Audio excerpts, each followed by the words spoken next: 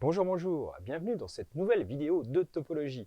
Alors, on va pouvoir enfin rentrer dans les trucs un peu marrants, enfin en tout cas moi qui me font plus marrer que ce qu'on a vu précédemment, parce que voilà, on a défini plein de choses techniques, etc., qui sont sympathiques, mais le but quand même c'est d'appliquer ça à résoudre des problèmes mathématiques, etc. hein. La topologie, et pourquoi on l'a fait? Pour résoudre des problèmes mathématiques qu'on ne sait pas résoudre autrement. Et donc on va commencer à rentrer un petit peu dans des applications rigolotes. En tout cas, j'espère que ça va vous plaire. Alors, un truc que les mathématiciens aiment bien faire, c'est classer les objets. D'accord? Donc voilà, par exemple, quand on est petit, hein, classer des formes selon leur nombre de côtés, ou classer suivant la couleur des objets, etc., ou ordonner suivant la taille, c'est des activités très très mathématiques. hein. Et donc voilà, typiquement, les mathématiciens aiment bien classifier, dire voilà, alors parmi, je sais pas, telle sorte d'ensemble, alors voilà, on aime bien, par exemple, les groupes finis, on les a tous classifiés, on est très contents, ça fait une énorme théorème très compliqué, mais on est très content de réussir à faire ce genre de choses. Et donc, la base, par exemple, c'est quand on prend des ensembles finis, par exemple, on va dire que ils sont quelque part proches ou identiques, mais pas très très proches, s'il y a une bijection entre les deux. C'est-à-dire une application bijective, c'est vrai. Donc je peux en fait associer à un élément de l'ensemble de départ exactement un élément de l'ensemble d'arrivée, d'accord? Et puis je peux revenir en arrière, c'est-à-dire que voilà, j'ai pris tous les éléments de l'ensemble de départ, à chaque fois ils arrivent sur un seul élément de l'ensemble d'arrivée, jamais le même, et donc en inversant toutes les flèches, je peux faire machine arrière. Ok, du coup, comme ça, je peux dire que deux ensembles ils sont entre guillemets en relation ou égaux s'ils ont le même nombre d'éléments. Et donc la classe d'équivalence de tous les ensembles qui ont le même nombre d'éléments, c'est un peu une des définitions qu'on peut donner au nombre. Vous voyez, le nombre 3, quelque part, c'est ce qui représente tous les ensembles qu'on peut mettre en correspondance avec mes doigts que je montre là. Vous voyez, si je peux faire une bijection entre l'ensemble et là, je dis qu'il y en a 3 dedans, etc. Donc voilà, on était très content de classifier nos ensembles par bijection, mais comme vous le savez, quand les ensembles deviennent infinis, il y a des choses qui se passent qui sont un petit peu bizarres. Par exemple, pour tout n, R et n et R puissance n sont en bijection. Ça veut dire que la droite, elle est en bijection avec le plan, en bijection avec l'espace autour de moi, et même de dimension 4, 5, 6. Bon, c'est pas très satisfaisant, parce que géométriquement, on a quand même envie de dire qu'une droite et un plan, c'est pas pareil. Vous voyez, on n'a pas envie de mettre tout ça dans le même soupe, dire c'est les ensembles infinis, voilà. Alors pour pouvoir classer un peu plus finement, vous voyez, dire que mettre les droites d'un côté, les plans de l'autre, l'espace et tout ça, on a été obligé d'ajouter une structure supplémentaire à ces ensembles. Et donc, comme vous le savez, c'est des structures d'espace vectoriel. Et donc, à ce moment-là, on a des applications linéaires entre les espaces vectoriels. Et donc, on dit qu'ils sont isomorphes s'il existe une application linéaire qui est une bijection et en plus compatible avec les lois, donc une application linéaire, voyez, compatible avec la structure, là, ça nous permet de classifier un peu plus finement les choses. Parce que cette fois, vous savez que Rn et Rp, voilà, il faut qu'ils aient la même dimension pour être isomorphes. Okay, et donc l'histoire maintenant, c'est à chaque fois voilà, qu'on a une structure, on regarde les fonctions qui sont les applications compatibles avec cette structure, qui sont bijectives, et puis du coup on regarde, voilà, on va dire que les éléments sont quelque part identiques pour ces structures quand il y a ça, et on voit quels sont les ensembles qui sont les uns avec les autres. Bon, alors maintenant, le problème, c'est que la structure qu'on se donne, nous, c'est une topologie. D'accord? On est en topologie, donc il n'y a pas forcément de loi plus, de loi fois. Il y en a peut-être en plus, mais a priori, l'espace topologique, c'est juste des espaces où il y a des ouverts, ou alors il y a une distance qui permet de mesurer la proximité, où il y a éventuellement une norme. Enfin bref, il y a une façon de définir que des éléments sont proches. Alors qu'est-ce que ça va être une fonction, une application compatible avec cette notion de proximité? Intuitivement, ce qu'on veut, c'est que voilà, si UN est de plus en plus proche de L, alors f de UN soit de plus en plus proche de f de L. Okay, on voudrait que voilà, si une suite UN converge vers L, f de UN converge vers f de L. Et on sait que les applications continues vérifient ça. Et donc les morphismes, entre guillemets, parce qu'on n'appelle pas ça des morphismes, mais entre deux espaces topologiques, les choses compatibles avec les topologies sont les applications continues, d'accord, qu'on a vu dans le chapitre précédent. C'est fou ces coïncidences. Ok. Et donc voilà, donc maintenant, on va regarder des applications pas linéaires, des applications continues, bijectives entre deux ensembles. Ok. Ça va être, voilà. Et on va regarder un peu ces trucs-là. Alors, l'astuce qu'on avait vue, pour les applications linéaires, si elle était bijective, c'était automatiquement un isomorphisme, c'est-à-dire qu'on savait automatiquement que l'application réciproque, la bijection dans l'autre sens, quand j'inverse les flèches, était aussi une application linéaire. Et la question qu'on peut se poser, c'est, ok, ça c'était bien, c'était une propriété sympathique, est-ce que ça marche automatiquement aussi pour les fonctions continues? Si je prends une fonction entre deux espaces topologiques qui est bijective et continue, est-ce que automatiquement c'est réciproque et continu? Bon, intuitivement, ça a l'air vrai. Je veux dire, qu'est-ce que ça veut dire continu? Rappelez-vous, hein, une application continue, ça veut dire que si je prends deux points qui sont suffisamment proches au début, leur image va être proche. D'accord? Il ne peut pas y avoir deux points très proches, aussi proches que je veux, et qu'il y ait des images éloignées, quoi. Hein, l'idée, c'est vraiment ça. C'est que voilà, si je prends un petit intervalle autour d'une image, ben, au bout d'un moment, ça tombe dedans. Vous vous rappelez, hein, il n'y a pas de saut, quoi. Ça ne passe pas d'un état à l'autre en un coup, quoi. Ça prend les étapes intermédiaires. Si j'ai plusieurs valeurs, hop, si je suis assez proche, ça va être proche à l'arrivée. Et donc, on se dit, si on prend deux points proches à l'arrivée, vu qu'ils ont un unique antécédent, c'est une bijection. D'accord? On pourrait se dire, ah oui, mais il y a peut-être il y a deux points proches qui les donnent, mais peut-être qu'il y a deux images éloignées qui les donnent, et ça. Mais là, il y a un seul antécédent. Donc, on a l'impression, en tout cas, enfin, c'est un faux raisonnement, hein, donc je vais tout de suite, mais moi j'aurais pu être vaguement convaincu par ce raisonnement, en disant, bah, je prends deux points proches à l'arrivée, forcément, les antécédents vont être proches, puisque c'est continu. Alors, c'est faux, on va voir pourquoi, mais c'est pas si clair. Parce que, par exemple, si on essaie de trouver un contre-exemple des fonctions de R dans R, ok? Prenons par exemple, voilà, j'ai tracé la fonction exponentielle là, et puis la fonction x3 là. Ok? Bon, bah ça, comme vous savez, c'est des fonctions qui sont. Alors, elles ne sont pas bijectives de R dans R. Alors, x3 est bijective de R dans R, elle est bijective de R dans R, donc la réciproque va de R dans R, ok? Mais bon, bah voilà, comment on fait pour tracer? Si on a tracé la courbe, vous savez, de exponentielle, et ben, sa réciproque, on l'obtient en traçant la symétrique par rapport à la première bisectrice, là, cette droite-là, vous savez? Hein, parce qu'on inverse y et x. Et donc, bah, intuitivement, une application continue, c'est une application où on trace comme ça, sans lever le crayon. Donc la symétrique, bah, du coup, on la trace aussi sans lever le crayon. Donc ça a l'air vrai pour les applications de R dans R. Ok? Eh bien, c'est normal que ça a l'air vrai. Parce que pour les applications de R dans R, c'est vrai. Et donc, c'est le premier exercice, je vous propose de le démontrer. Alors, comme c'est pas si simple que ça, je vous ai mis des petites questions intermédiaires. Donc, vous prenez une application de R dans R. Alors, j'ai pas mis bijective, parce que je voulais pouvoir prendre des choses comme exponentielle ou ce genre de choses, pas forcément que x3, vous voyez.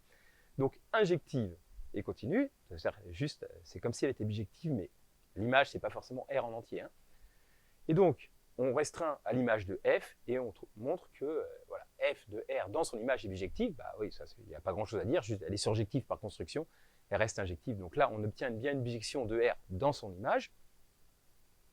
Et donc, j'appelle f-1 l'application réciproque de f, d'accord, qui va de in de f dans R. Et bah voilà, il faut montrer que f-1 est continu. Et donc, pour ça, bah, première étape, montrer qu'elles sont strictement monotones. Ensuite, montrer que l'image de tout intervalle comme ça, de la forme a moins epsilon a plus epsilon, c'est un intervalle de la forme f a moins alpha, f de a plus bêta, bon, un petit coup de TVI, tout ça. Je donne des indications, je ne devrais pas. En déduire que pour l'image de tout intervalle de la forme f de a moins, alors l'image réciproque hein, de tout intervalle de la forme f de a moins delta, f de a plus delta, c'est inclus dans un intervalle de la forme a moins epsilon a plus epsilon. Et en conclure que l'application f-1 est continue. Voilà, voilà. Donc, amusez-vous à ça avant de regarder les corrections qui seront données plus tard. Ok? Alors, maintenant, bah, voilà, j'ai dit que c'était pas vrai.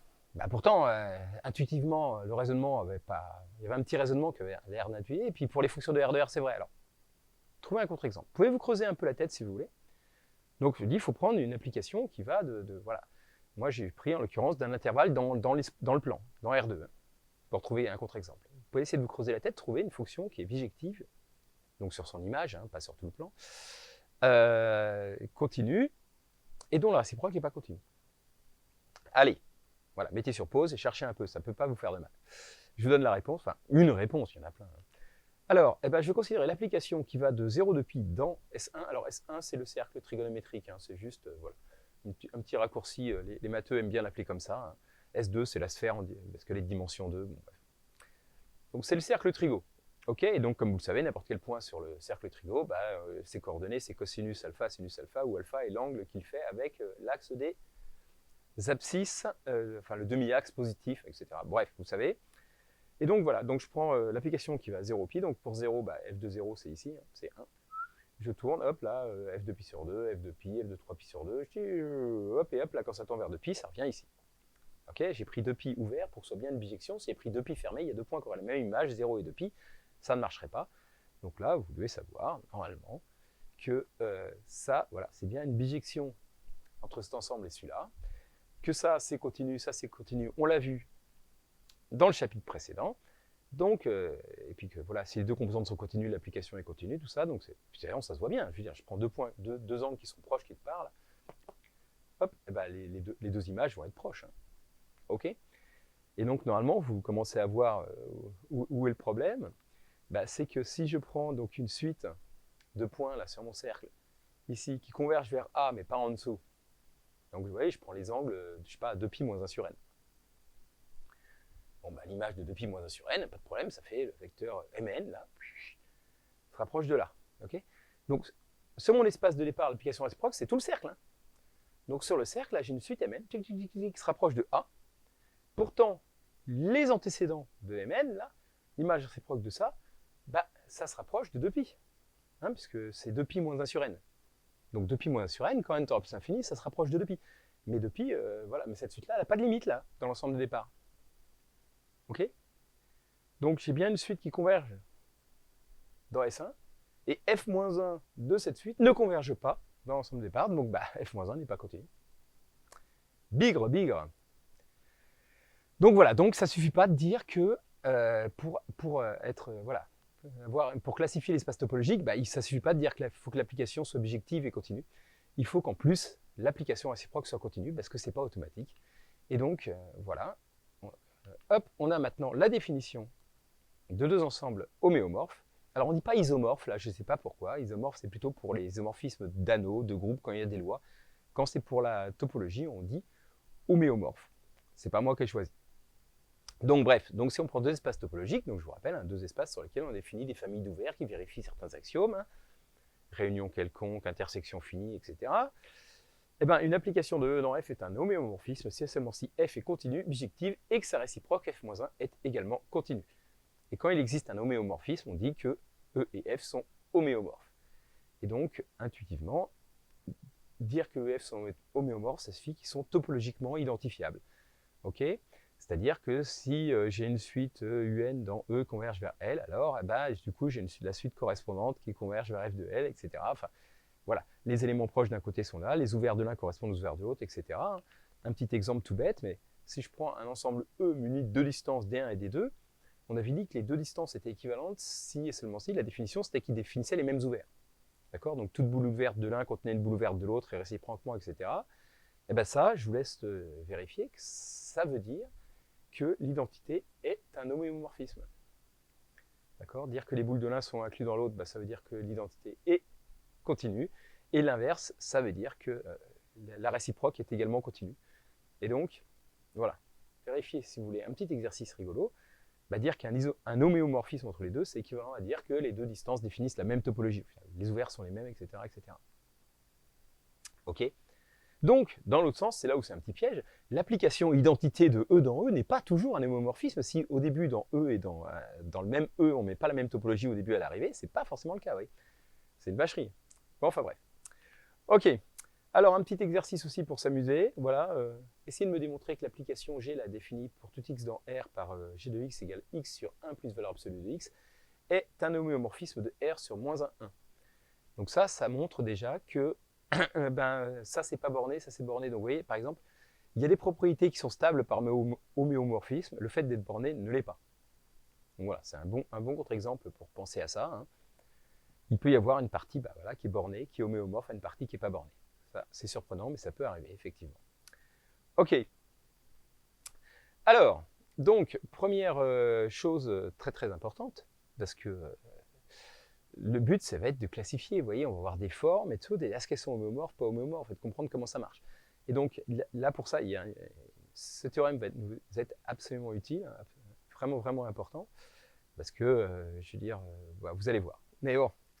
Alors, bref, si je prends un homéomorphisme entre deux parties, enfin, entre deux ensembles topologiques E et F, je prends une partie de E, mais alors comme je veux, je prends une partie de E, je prends son image, l'application, la restriction de F, donc qui va de ce A dans ce F de A, alors c'est important de garder F de A pour qu'elle reste surjective, ok? Et c'est un homéomorphisme, ok? Donc on va revoir plus tard à quoi ça sert, mais c'est vraiment super important. Super, ça c'est vraiment très très utile. Vous voyez, si j'ai un homomorphisme global, je prends un petit bout de son image, ça reste un homomorphisme local. Ça c'est voilà, ça c'est marrant. Vous allez voir. Alors, bon, alors déjà, faisons la preuve. Donc déjà, l'application G, elle est injective. Pourquoi? Parce que F était injective. Ça n'existait pas dans E, il n'y avait pas deux éléments différents, X et Y, qui avaient la même image. Donc dans A, il n'y a pas deux éléments différents qui ont la même image. C'est juste, c'est une restriction de F était injective, G est injective. Ok, donc ça c'est juste évident. G, du coup, elle est continue. Pourquoi? Parce que la restriction d'une restriction est continue, c'est dans le théorème sur la continuité, on l'a vu, sur une application continue, on restreint à ça, elle est continue, d'accord? Et donc, du coup, si je prends moins d'éléments dans l'espace d'arrivée, là, voilà, ça ne change strictement rien, elle est forcément continue, elle est continue en tout A, elle est continue, ok? Et donc, l'image de G-1, c'est l'image réciproque de F de A, et c'est A puisque F est bijective, d'accord? Donc dans ces cas-là, il n'y a pas de problème, tout marche bien. Quand une application est bijective, les images directes, les images réciproques, ça s'accommute, ça s'enlève, l'intersection, l'union, tout marche bien, il n'y a pas de souci. D'accord? Et donc G-1 est continu aussi, puisque je savais que F-1 était continu de F dans E, et donc finalement G-1 c'est une restriction de F-1, donc c'est également continu. Et donc voilà, j'ai bien un homomorphisme entre A et F de A. Et donc, une autre petite caractéristique, pourquoi on fait ça? Je vous l'ai dit, le but c'était de classifier les éléments. Donc pour pouvoir classifier des éléments, il faut une relation d'équivalence. Vous voyez, c'est toujours ça, pour pouvoir regrouper en paquets. Je ne sais pas si vous l'avez déjà bien compris, mais c'est la même chose de dire qu'on sépare un ensemble en différentes classes, en différents tiroirs, ou dire on prend une relation d'équivalence entre les deux et on regarde les classes d'équivalence, c'est exactement la même chose. Et donc, ce que je prétends, c'est que la relation entre deux parties d'un ensemble E être homéomorphe est une relation d'équivalence sur les parties de E. Par exemple, sur les formes du plan, voilà, c'est être homéomorphe, c'est une relation d'équivalence. Je pourrais classer les parties comme ça. Enfin, je ne sais pas qu'il peut y arriver, mais en tout cas, il y a une façon de classer les gens par homéomorphisme.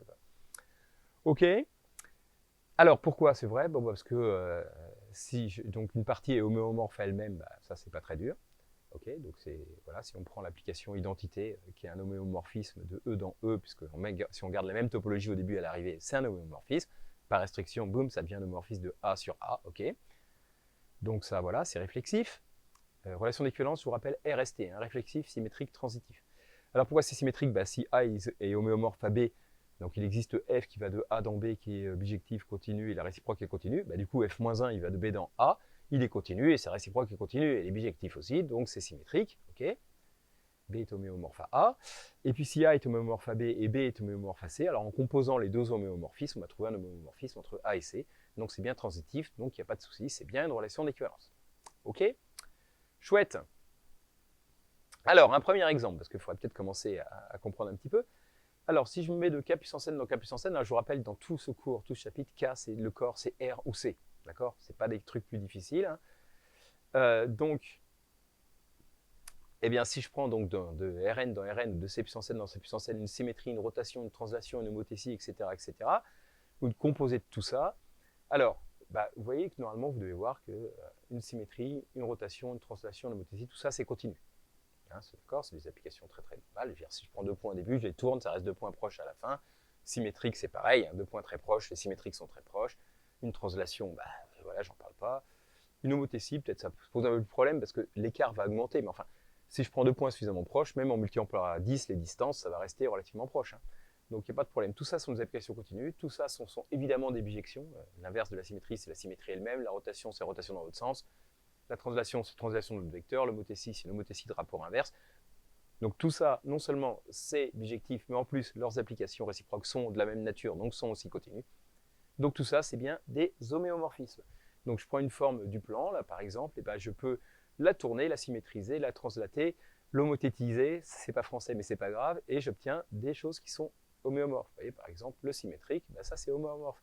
Mais je peux aussi la tourner, faire une symétrie centrale, faire des petites déformations, des petites dilatations. Je peux faire une homothétie dans un sens et pas dans l'autre. Vous voyez, ce genre de choses. Tout ça, j'obtiens des formes qui sont homéomorphes. Donc ça commence à me donner la première idée. Vous savez qu'une deux formes homomorphes, on peut un peu les triturer comme de la pâte à modeler, les écraser, les tirer, les machins, les trucs. Voilà, ça ne bouge pas tant que ça. Ok? Alors un autre exemple pour voir qu'on peut vraiment même tordre dans tous les sens, c'est ce résultat-là. Si je prends un intervalle dans R et je prends une application de I dans R qui est continue et strictement monotone, d'accord? Eh bien alors, ça c'est une bijection, alors ça c'est normalement un théorème de lycée. Alors, peut-être, alors je sais pas maintenant, mais en tout cas, ça a longtemps été un théorème de lycée, et je crois que ça l'est toujours. Donc, f est une bijection de cet intervalle sur son image, ok. Mais en plus, ce que je prétends, ça c'est nouveau, c'est que c'est aussi un homéomorphisme de I sur image de f. Autrement dit, vous voyez, mon segment, là, bah, je peux le tordre. Alors, on va me dire, oui, tu ne peux pas le tordre comme n'importe comment, parce qu'il faut quand même que ce soit strictement monotone, donc il ne faut pas trop abuser. Sauf qu'après, je peux tourner dans tous les sens, vous avez vu d'après la question précédente. Donc en fait, si, avec mon segment, je peux transformer en morceau de cercle, en morceau de n'importe quelle courbe, puisque je peux commencer à tordre comme ça, puis après le tourner, le tirer, le machin. Donc vous voyez, ça en gros, ouais, on démontre que, vous voyez, une cordelette, là, c'est isomorphe à un segment, quoi. Ok. Alors voilà, donc on va faire la petite preuve. Donc je prends deux éléments A et B dans I. Comme f est strictement monotone, bah, f de l'intervalle AB ouvert, ça va être l'intervalle f de A, f de B. Alors je sais pas, j'ai mis une petite flèche que je sais pas lequel est le plus grand que l'autre, d'accord? Si jamais elle est décroissante, bah, c'est f de B, f de A. Si elle est croissante, c'est f de A, f de B. Alors pourquoi c'est tout l'intervalle? Parce qu'elle est continue, TVI. Hein, si j'ai deux points, si je prends voilà, entre deux valeurs qu'elle prend, bah, ça prend toutes les valeurs. Et puis du coup, c'est strictement monotone. J'ai la plus petite valeur, la plus grande valeur. Donc voilà, l'intervalle image, c'est exactement ça. Hein. Ok. D'ailleurs, ça peut servir hein, pour l'exercice si vous avez séché pour montrer que les fonctions de R dans R continues étaient automatiquement, la réciproque était automatiquement continue. Il y avait ce raisonnement-là hein, à un moment. Bon, bref. Alors, ah oui, j'ai mis inclus, zut, parce que c'est évident, c'est la plus petite, plus grande valeur. Et après, j'ai détaillé bien. J'ai dit après, le TVI, c'est égal. Là, j'ai tout fait d'un coup, tellement je trouvais ça évident. Non, alors, voilà, j'ai décomposé. Ça c'est inclus dans ça, parce que ça, c'est la plus petite valeur, la plus grande valeur, elles sont là et là. Et après, d'après le TVI, bah, ça prend toutes les valeurs, donc il y a vraiment l'égalité entre f de l'intervalle AB ouvert et f de A, f de B. Ok. Donc voilà, et donc je t'en déduis que l'image de n'importe quel ouvert AB, enfin intervalle ouvert, est un intervalle ouvert. Et comme f est bijective, l'image d'une réunion, c'est la réunion des images, etc. Et vous savez que n'importe quel ouvert dans R, c'est une réunion d'intervalle ouvert. On l'a déjà vu précédemment. Et donc ça, j'en déduis avec ça que l'image de n'importe quel, comme I est un ouvert de I est une réunion d'intervalle ouvert, et que f est bijective, du coup l'image directe d'une union, c'est l'union des images directes, et bien l'image de n'importe quel ouvert, c'est un ouvert. Okay, donc je trouve que mon application f, elle est ouverte. Mais qu'est-ce qu'on s'en bat les steaks de ça? Eh ben, rappelez-vous, comme f est bijective, c'est toujours pareil, l'image par f d'un ensemble, eh ben, l'image réciproque de cet ensemble-là, c'est l'image de départ. Autrement dit, je vous en ai déjà parlé il y a longtemps, mais dire que f est ouverte quand f est bijective, c'est pareil que dire que f-1 est continue. D'accord? Parce que, ben, voilà, si l'image réciproque, hein, alors pour être continue, il faut que l'image réciproque de n'importe quel ouvert soit un ouvert. Vous vous rappelez, hein, c'est une des caractérisations hyper importantes de la continuité. Hein. Quand on n'a que les espaces topologiques, on n'a que ça, quand on n'a pas de distance et tout ça. Et donc, l'image réciproque par f-1 d'un ensemble, d'une partie de E doit être un ouvert de f. Okay, mais l'image réciproque par f-1, quand f est bijective, c'est exactement l'image directe. Donc dire l'image réciproque par f-1 de tout ouvert est un ouvert, c'est pareil que dire l'image directe de tout ouvert est un ouvert. Okay, donc dire que f est ouvert transforme les ouverts en ouverts, ou dire que f-1 est continu, c'est pareil en fait. Et donc voilà comment j'ai démontré que f-1 était continu. Ok. Et donc maintenant, voilà, on peut faire plein de trucs rigolos. Si je prends cette application-là, bon, c'est pas très dur. Hein, on l'a déjà vu, quand on prend voilà, on multiplie par t, on a fait une somme, tout ça, c'est une application qui est continue, c'est une application polynomiale en t. Elle est strictement croissante, et donc je vois déjà que n'importe quel, l'intervalle 0,1, il est homéomorphe à n'importe quel intervalle ouvert AB. Bon, c'est pareil, ça dépend pas de la taille, vous voyez. On peut étirer un segment, on peut l'étirer autant qu'on veut, homéomorphe. Ok. Alors pareil, hein, là j'ai pris intervalle ouvert, si j'avais fermé de chaque côté, il n'y a pas de souci. D'accord? On verra plus tard que si c'est fermé d'un côté, ouvert de l'autre, ça l'est pas. Mais non, pas trop vite. On verra ça plus tout à l'heure. Un autre exemple, j'ai pris l'application tangente qui va de moins pi sur 2 dans pi sur 2, elle est continue, strictement croissante, tout ça. Donc on va faire un homomorphisme entre moins pi sur 2 et R. On retrouve un exemple d'homomorphisme entre une partie bornée de R et R, hein, partie pas bornée. Ok? Donc voilà, donc 0,1 et R sont homéomorphes, hein, puisque moins pi sur 2, il est homéomorphe à 0,1. C'est une relation d'équivalence, hein, je vous rappelle, et donc 0,1 et R, ils sont homéomorphes. Ok. Alors un autre exemple assez rigolo, c'est si je prends donc un cercle, ok, je pose là, poum, à l'origine de ma droite, là, de mon axe des abscisses, et j'appelle N le pôle nord, là, le point diamétralement opposé à l'origine, sur mon cercle. Okay, le point 0,2. J'ai pris un cercle de rayon 1. En fait, j'ai pris mon cercle très gros, je l'ai monté, quoi. Bon, alors qu'est-ce que je peux faire avec ça? En fait, je peux dire à n'importe quel point M du cercle qui n'est pas N, j'enlève N. Les autres, je peux faire une droite NM. Voilà, d'accord? Je prends n'importe quel point du cercle, boum, ici, et j'associe le point de la droite correspondant à l'intersection entre la droite NM et l'axe des abscisses. Ok? Donc voilà, si je prends un point M ici, son image est là. Si je prends un point M ici, son image est là. Je prends un point M ici, son image est là. Ok? Donc d'une certaine façon, je projette mon cercle sur la droite. Cette projection s'appelle la projection stéréographique. Petit exercice, mettez sur pause, je vais donner la réponse tout de suite. Est-ce que vous pouvez trouver les formules là, hein? Si les coordonnées de M c'est x, y, là, est-ce que vous pouvez trouver les coordonnées de f de M? C'est pas très très dur, mais c'est marrant. Et puis si les coordonnées de f de M, là, du coup c'est, je sais pas moi, alpha 0, est-ce que vous pouvez retrouver les coordonnées de M pour voir est-ce que c'est bien un homomorphisme? Est-ce que c'est bien continu dans les deux sens, tout ça? Ok, alors moi je prétends que c'est un homomorphisme hein, entre C privé de N et R, et je vais donner les formules pour vérifier tout ça. Donc f de xy, j'espère que vous avez trouvé x sur 1 moins y, 0. Et puis f-1 de x0, c'est 2x sur 1 plus x2, x2 moins 1 sur 1 plus x2. Alors vous noterez que le dénominateur ne peut pas s'annuler là. Et donc une fraction de deux fonctions continues dont le dénominateur ne s'annule pas est bien continue, tout ça. Donc on vérifie bien que c'est un homomorphisme. Et donc voilà, c'est quelque part, vous voyez, une droite, c'est comme un cercle privé d'un point. Et quelque part, le point N, vous voyez, l'image de N, si je prends la droite qui passe par N et N, c'est comme si on prenait la tangente en M. Mais la tangente en M, elle ne coupe pas la droite. Ou alors, pour certains esprits un peu délirants, c'est-à-dire deux droites parallèles se coupent pour l'infini. Et donc, il y a cette idée qu'en fait, le cercle, c'est homomorphe à la droite si j'ajoute un point à l'infini, correspondant au pôle nord. Vous voyez? Bref, donc on en reparlera plus tard, tout ça dans les espaces compacts. Ouais, c'est un truc très marrant, mais on verra comme ça que voilà, on peut compactifier la droite réelle en y ajoutant un point à l'infini, ça veut dire en fait en prenant un homomorphisme avec le cercle, qui est un objet compact. Mais bon, je spoil un peu trop. Alors, cette projection stéréographique de la droite dans le point, elle est sympa, mais elle est quand même plus fun quand on la fait à partir de la sphère S2 dans le plan R2. Alors, je peux faire la même construction.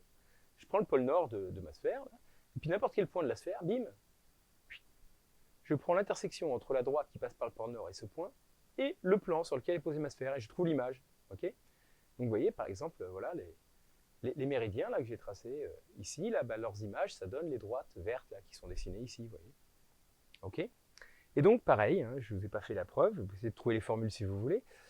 C'est un homomorphisme comme ça, entre le plan et la sphère. Donc un plan plus un point à l'infini, ça fait une sphère, vous voyez. Bref, truc marrant. Alors, il y a une super visualisation qui est disponible sur une série de vidéos qui est fantastique, faite par Étienne Gis et ses comparses. Je vous ai mis le lien là, mais je vais le mettre aussi en description pour que ce soit plus facile à cliquer. Il y a toute une série de vidéos sur les dimensions 2, 3, 4, 5, 6, etc. Bref, très sympa. Et donc, à un moment, il parle de la projection stéréographique, hein, qui est un moyen, quelque part, de visualiser les dimensions supérieures. Et donc, voilà, avec la Terre, une façon de représenter la Terre, donc sur un plan, c'est de faire voilà, cette projection stéréographique qui a le problème de ne pas conserver les longueurs, et la scale a l'air bien grande, mais qui respecte les angles, c'est-à-dire on reconnaît quand même les formes, c'est une application conforme, toute droite perpendiculaire au début reste perpendiculaire à l'arrivée, c'est assez surprenant. C'est une application qui conserve les angles, mais pas les distances, on a du mal à concevoir, ça c'est un exemple. Ouais. Bref. Alors ils font tourner la Terre, allez voir la vidéo si vous voulez, on voit plein de trucs super jolis, moi j'étais en admiration devant ça. Ok, mais donc voilà, un exemple d'homomorphisme sympathique. Alors, vous allez me dire, alors oui, mais nous, ce qu'on aimerait bien, là, c'est avoir un plan de la Terre qui ne soit pas infini, parce que c'est sympa un plan infini, mais pour déplier, c'est pas très pratique. Et donc, généralement, ce qu'on met dans les classes, c'est ça, ce qu'on appelle une planisphère, c'est une carte comme ça qui a des dimensions finies, où, en fait, ce côté-là et ce côté-là, j'ai mis des flèches pour dire, en fait, moralement, c'est le même endroit. Donc, quand on met ça au mur, en fait, là, c'est pas vraiment un rectangle, en fait. Hein. Moralement, c'est un cylindre déplié, en fait. Vous voyez ? Quand on fait ça, en fait, on représente la Terre comme un cylindre, okay, puis on coupe un endroit, typiquement au milieu du Pacifique, et puis on déroule, et puis voilà. Et donc pour pouvoir faire une carte de la Terre comme ça, fidèle, qui respecte les choses, qui soit homéomorphe, qui respecte bien les notions de proximité les uns des autres, il faudrait que notre sphère soit homéomorphe à un cylindre. Et ça, on peut montrer que c'est pas possible. Ok? Donc, voilà, il n'y a pas de... S2 n'est pas homéomorphe à C1. C'est pas de bol. Donc, c'est pas possible de faire une vraie planisphère, vous voyez. Donc, c'est pour ça que tout ça, c'est des modèles où on essaye de faire des choses plus ou moins approchantes, mais vous savez, comme moi, que le Groenland, normalement, il fait un dixième, voire un quinzième de la taille de l'Afrique. Et là, sur le dessin, on dirait qu'il fait presque autant. L'Antarctique a l'air gigantesque, alors que l'Antarctique n'est pas beaucoup plus grand que l'Australie. Bref, donc ça ne va pas, mais bon. Ouais, voilà, on peut pas, hein, on fait avec ce qu'on a, quoi. Ok, allez, après cette petite digression, donc je vais revenir un petit peu à ce que c'est qu'un homéomorphisme. Donc, une notion intuitive qu'on peut avoir, c'est qu'on prend deux objets dans l'espace, là en l'occurrence c'est homéomorphe, si je peux passer de l'un à l'autre par des déformations continues réversibles, en gros. Vous voyez, là par exemple, vous voyez, ma tasse, je peux passer d'un donut à la tasse, donc si je commence par gonfler le fond, la remplir, et puis après rétracter et inserter, voilà, j'ai mis les différentes étapes intermédiaires, moralement, là ce qui compte c'est qu'il y a un trou en fait. C'est l'anse et le trou du donut qui sont les choses, les choses topologiques qui font que je ne peux pas passer par exemple d'un ballon, enfin d'une boule remplie au donut. Ça, je ne peux pas. Parce qu'il y a ce trou là qui va faire qui est important. Mais sinon, les formes, les distances, les machins, vous voyez, ça marche pas bien. Enfin, ça, c'est pas important au niveau de la topologie. Vous voyez, la topologie, ça classifie les objets qui ont des propriétés en commune au niveau de la continuité des choses, des trous, des bouts. Enfin, on va en reparler, mais pas des. Voilà, on peut vraiment, c'est un peu comme de la pâte à modeler, quoi. Par contre, on ne peut pas déchirer, on ne peut pas déchirer le trou. Ça ne marche pas, c'est pas un cylindre. En gros, on a le droit de gonfler, mais on n'a pas le droit de déchirer, quoi. Et de recoller non plus. Ok. Et cependant, il y a un truc qui est bizarre, parce que je viens de dire, on n'a pas le droit de déchirer et de recoller. Pourtant, vous voyez, si je prends un cercle, par exemple, je peux le déformer, je peux prendre un chemin n'importe comment, une ficelle et tout, pouf, pouf, pouf. Par contre, il ne faut pas qu'elle se croise. Vous voyez, si elle se recoupe elle-même, là, ça ne va pas être homéomorphe. Mais par contre, si je la mets dans l'espace, là, ma petite courbe, c'est bizarre parce que je ne vois pas comment je pourrais passer de là à là par des déformations. Il faut bien que je coupe la ficelle pour faire le nœud, que je la recolle, vous voyez. Et n'empêche que ça et ça, c'est homéomorphe. On peut paramétriser ce petit chemin continu par le cercle, hein, je veux dire. C'est possible. Et même plus généralement, en fait, la théorie des nœuds, c'est quoi un nœud? C'est une partie de l'espace qui est homéomorphe au cercle. C'est la définition. Donc tous les nœuds que vous pouvez imaginer, c'est justement, on prend justement un chemin qui se recoupe lui-même, qui ne se coupe pas, hein, qui ne s'intersecte pas. Là, vous voyez, c'est des trucs passant dessous, au-dessous. Les chemins, dans l'espace, on fait un petit trajet qui ne se recoupe pas et qui se recolle à un moment. Et ça, c'est toujours homéomorphe au cercle. Et application continue, on suit la paramétrisation. Hein. Hop, hop, hop. Et l'inverse aussi, on peut faire le contraire. Et donc, c'est les limites un peu de la topologie. C'est pour ça qu'il y a une nouvelle théorie, justement, la théorie des nœuds, qui essaye de voir quels sont les nœuds. Donc, on peut passer de l'un à l'autre juste en trifquant la ficelle sans couper et sans recoller, justement. Et donc, dans ces cas-là, on dit que les nœuds sont homotopes. Il y a un nouveau mot, vous voyez. Parce qu'on aime bien classifier les choses. Donc, le homéomorphisme, quelque part, ça ne va pas assez loin pour certaines formes, vous voyez, comme pour le nœud, voilà. Il y a toute une théorie pour savoir si on peut passer de l'un à l'autre sans déchirer, justement. Et homéomorphe, ça ne suffit pas. Alors, par exemple, pour mes formes, mon triangle, mon carré, mon rond, alors là, il suffit de gonfler un petit coup, on s'ouvre dans le triangle, pouf, on obtient un rond, le carré, c'est pareil, etc. Donc, tout ça sont des formes qui sont homéomorphes. Alors, quelqu'un pourrait dire, c'est pas très satisfaisant, parce que quand même, ça ne conserve pas le nombre d'angles, etc. Et tout. Certes, alors, de nouveau, il y a des classifications plus fines, plus subtiles, pour réussir à distinguer ce genre de choses. Ça s'appelle les difféomorphismes, vous voyez, par exemple. Là, le fait qu'il y ait des coins et tout ça font que mes applications ne vont pas être différentielles. Mes homéomorphismes ne vont pas être difféomorphes. L'idée, c'est en gros dérivable. Mais bon, j'insiste pas trop parce que là, c'est vraiment plus compliqué. Mais en tout cas, voilà, pour nous, tout ça, c'est homéomorphe. Donc, c'est un peu plus subtil que juste on peut passer de l'un à l'autre en déformant et sans couper. Parce que là, vous voyez, on ne voit pas bien comment on peut faire, quoi. C'est plutôt c'est vraiment qu'il y a une bijection entre les deux, dont la bijection réciproque continue et dont la bijection réciproque est aussi continue, quoi. Voilà. C'est un peu plus subtil que ça, quoi. Bref. Alors, un petit exercice, maintenant, pour se chauffer un petit peu, là. On prend une application de The Space Metric qui est une isométrie, c'est-à-dire qu'elle conserve la distance.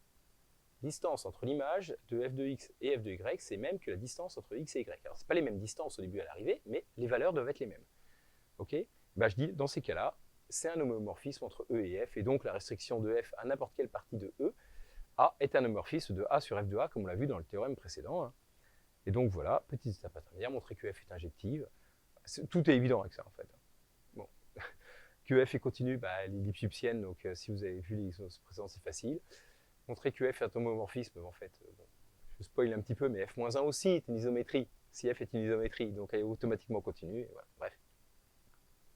Donc je vous laisse faire ça, c'est pas très dur.